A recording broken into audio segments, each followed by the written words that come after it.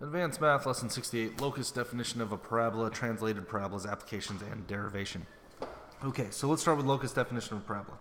Locus definition of a parabola says that in every single parabola, there is a point, which this book refers to as P, some books will refer to it as A, 0 comma P, and a line, which a linear line, which is y negative P. And the parabola is made when you find all the points that are the exact same distance away from the line and the point. So first we'll talk about how to find that, and then you'll probably be able to understand what I just explained as we do the problem. So here I have graphed the equation of y equals 1/2 x minus 2 squared. So this is the parabola that we've got for this problem. And it's blurry, and now it's not. Ha! Okay, so this is the parabola for our problem. The way that we would find P, or the point that is part of the locus definition, is you look at the coefficient of x. In this case, since x has a shift to the right, the coefficient is right here, 1/2. You take that coefficient, and you're going to set it equal to 1 over 4 times P. So this is just a constant that they found in parabolas, and this 1 over 4 times P will always be equal to that coefficient. The coefficient can be a whole number, it can be a fraction, whatever. So actually we'll do this in blue, because green is a little weird. All right. So we have 1/2 is equal to 1 over 4P. From here, if I want to figure out what this point is on the parabola, I just have to solve for P. So I'll go ahead and multiply each side by 4P.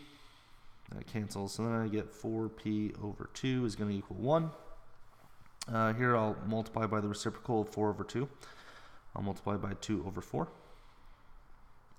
Those cross cancel, so then I get P equals 2 over 4, or 1/2, right? Because that equals 1/2. So if P is equal to 1/2, then the focus point that I'm going to have here is going to have the coordinates 0 comma P. So it'll be right here. So that point is going to be 0, 1/2. And that is my focal point for my parabola. Now, the line is going to be that point P, but y is going to be equal to negative P. So the line is going to be y is equal to negative 1/2. We graph that right here. We go to negative 1/2, and that is our line.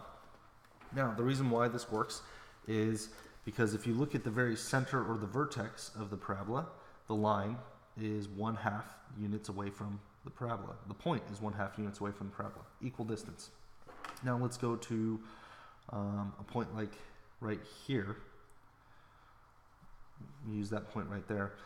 This point is going to be 2.5 units away from the line, and it'll also be 2.5 units away from the focal point. So we can see those distances are equal. We need to use a farther point away, since I graphed this semi-well, and you'll be able to see the correlation between the distances. So if I draw a straight line all the way up there, excuse me, we see that this dotted line is the same length as that dotted line. So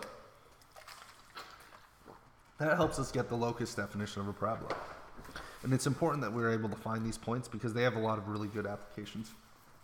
So don't forget the equation, which is that the coefficient of x is equal to 1 over 4p. So another way that they would write it is y is equal to 1 over 4px squared.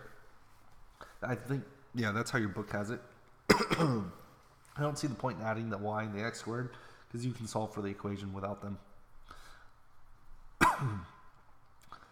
So we could just call this 1/2 or the coefficient of x. Right? Excuse me. So that's the part you have to memorize. Let's talk about.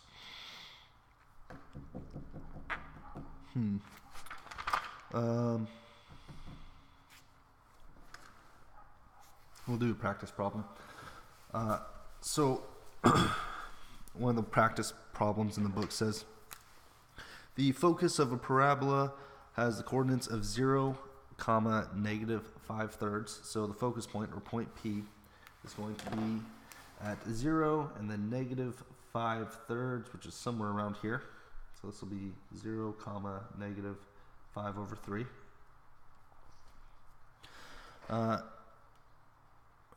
And the vertex is at origin.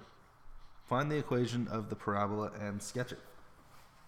So before I can sketch it, I have to know that if the point is negative 5/3, then the equation of the line is going to be at positive 5/3. So my vertical line is going to be like this.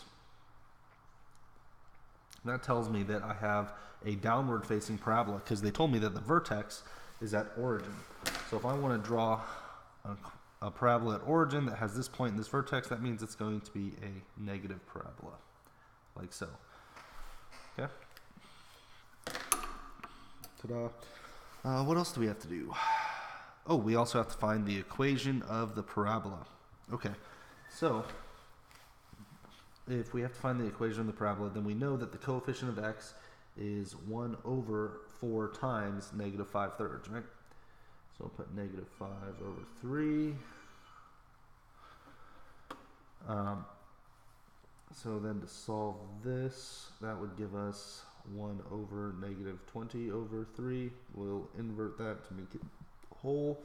So then we have 3/20. That's going to be my coefficient of x. So y is going to equal 3/20 times x squared. Right?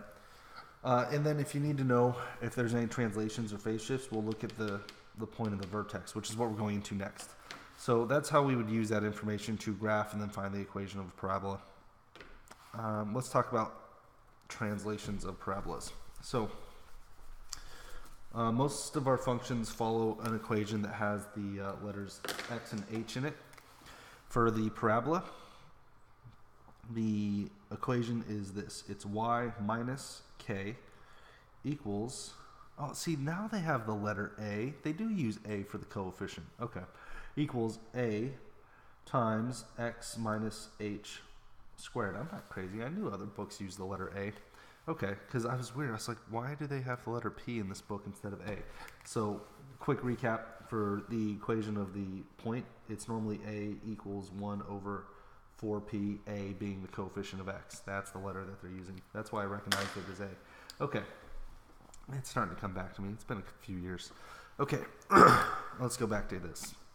So this is the general equation of a translated parabola. So with this information, we can find the vertex of the parabola, because the vertex, just like the center of a circle, is going to be the point h comma k. H and k, super important. So if we have a parabola that looks like, well, I'm trying to find an example here. Let me think. Okay, here we go. They tell me that there's a parabola that has a vertex of -2, 1. So -2, 1. So this is the vertex, and the focus is at -2, -1. So this would be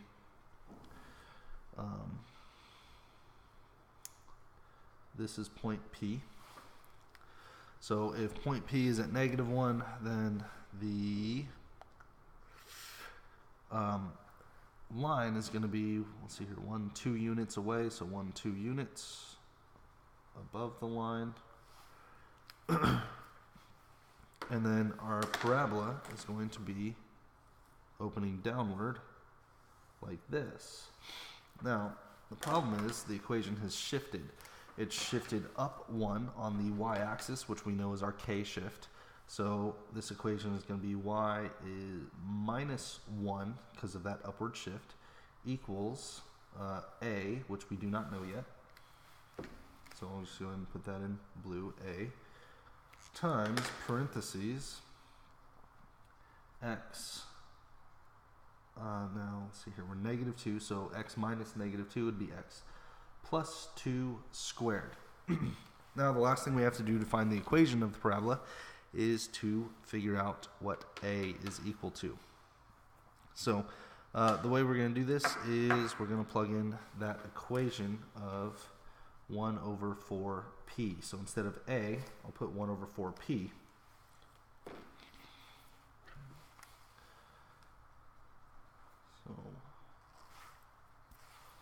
1 over 4 times 1, 2, negative 2. Oh, that's the other thing. On translated parabolas, when you're looking at your point P, the distance we're concerned with, if it's translated, is the distance from the vertex to the point. So in this case, it's a negative 2.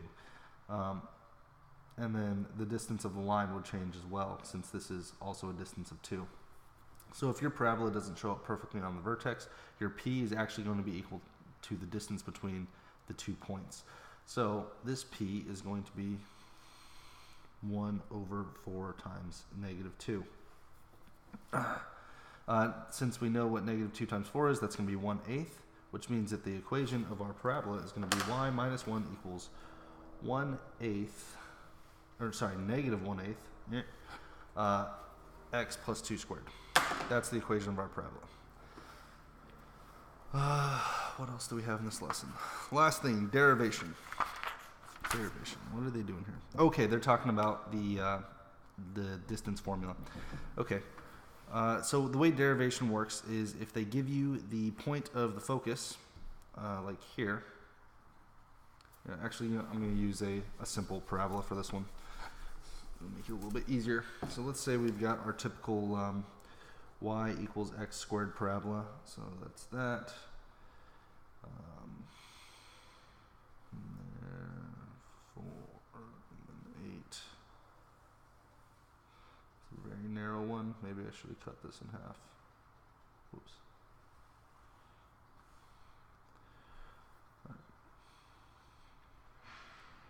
All right, so we've got our x squared parabola. For derivation, what they have is they'll give you the point of the focus, and then they'll also give you the directrix, and then, and then they'll give you a point on the parabola. Right. So, and then we can use that to figure out the equation of the parabola. Hold on, what are they? Oh, they're just showing you the proof. Okay. I was trying to figure this out because I just glanced over and I realized that they have no practice problems for derivation. Derivation is the proof of why 1 over 4p works for the coefficient of the parabola. Pretty much they use a combination of the distance formula, a point on the parabola, the focus, and the directrix to prove it. Let me draw this really quick. So let's say we had a parabola with a point. This is a terrible, terrible example. I'll make the point lower. I'll make this line higher. Actually, I think it is super close. No, let's zoom in. So the point they're making at the end of the lesson is that if you have a parabola, this one is very wide, and you have the point and the directrix. If you were to pick a point on the parabola, let's say like these. Let's say it has the coordinates 1, 2, 3, 4, 5, and 3. 5, 3. You could use the distance equation between the point of 0p and the equation of the line of y equals negative p, because this would be a vertical line right here and this line right here. So you could use these coordinates, so 5, negative p. You could use the distance formula to prove that this is in fact an isosceles triangle. The distance formula works because these are two right triangles that are back to back to make one isosceles triangle. I just realized you're not looking at any of this. All right. That was such a failure, and it's on video, and I'm already 14 minutes into this lesson, so I'm not going to remake it. All they're doing in the derivation part of the lesson is they're showing that there's 3 points here. If they use the distance formula between this point and this point, they will get a distance that is equal to the distance between this point and this point, proving the 1 over 4p equaling a. That's that. If you guys have any questions, let me know on Moodle. Hopefully I didn't confuse you at the end there. Have a good day.